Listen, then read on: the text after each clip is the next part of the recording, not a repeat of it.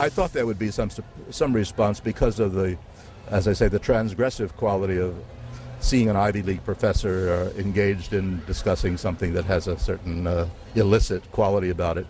But I had no idea that it would have the kind of success that it has experienced. I don't really understand it, but I'm not sorry. Thanks very much for talking with us. You're welcome.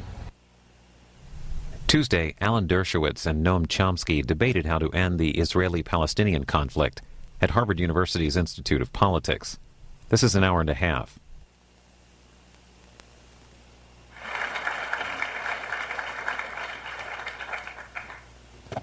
Thanks, Tim, and good evening, everyone, and welcome to the John F. Kennedy Jr. Forum. One of the missions of this school is to train public leaders to think hard about critical issues of the day. Certainly this evening, we are going to be addressing, confronting, and thinking hard about some of those issues as they relate to Israel and Palestine. Tonight, our critical issue is to bring it to point. Is Israel and Palestine, after disengagement, where do we go from here?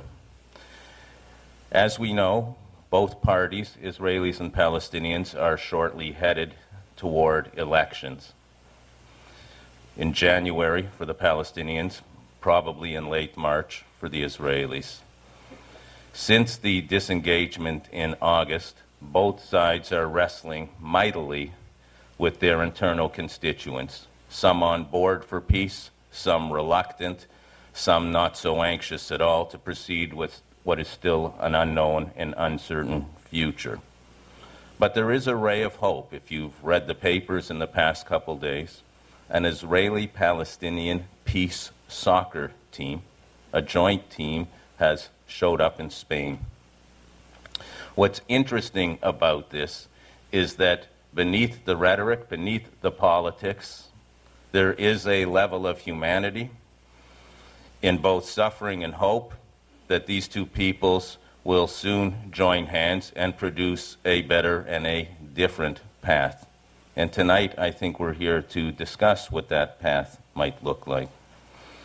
What I want to do before introducing our two speakers is to make clear what our format is for this discussion.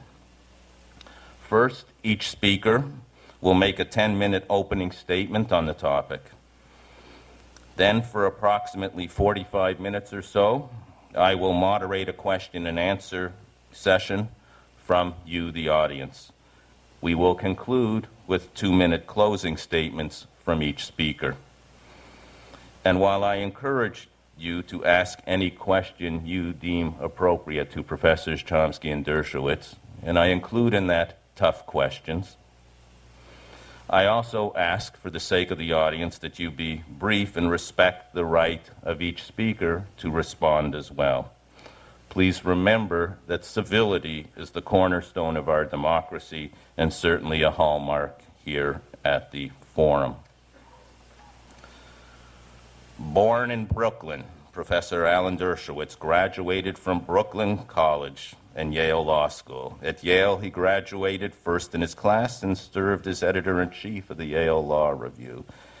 After clerking for Chief Judge David Breslin and Justice Arthur Goldberg, he was appointed to the Harvard Law faculty at age 25.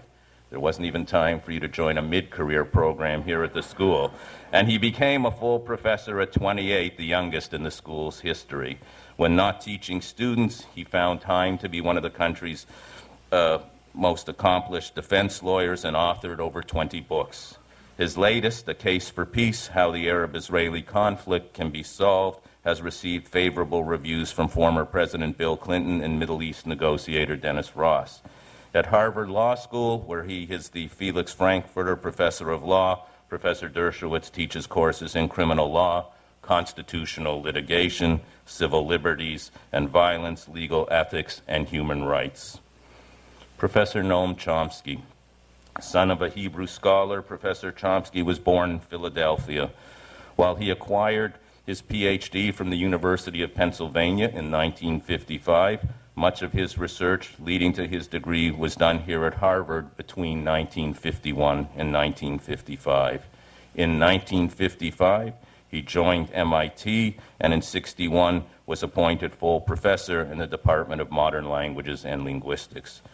From his articulate opposition to the Vietnam War in the mid-60s, to his book Manufacturing Consent in 1988, and to his even more challenging text 9/11, published after the terrorist attack that year, Noam Chomsky has never retreated from taking on the most pressing issues of our day. Professor Chomsky is the Institute Professor of Linguistics at MIT and teaches classes in linguistic theory, syntax, semantics, and the philosophy of language. Before we begin, and to set the appropriate tone and context for this evening, I'd like us to have a brief look at a short clip from a forum event last year. Hi, my name is Laura Daggy. I am a junior in the college, and I was wondering, as a leader who is internationally recognized in the struggle for peace, what advice do you have for the rising leaders of our generation? First of all, don't be like us. Be different. You know, personally, I have very little patience for history. I believe that to imagine is more important than to remember.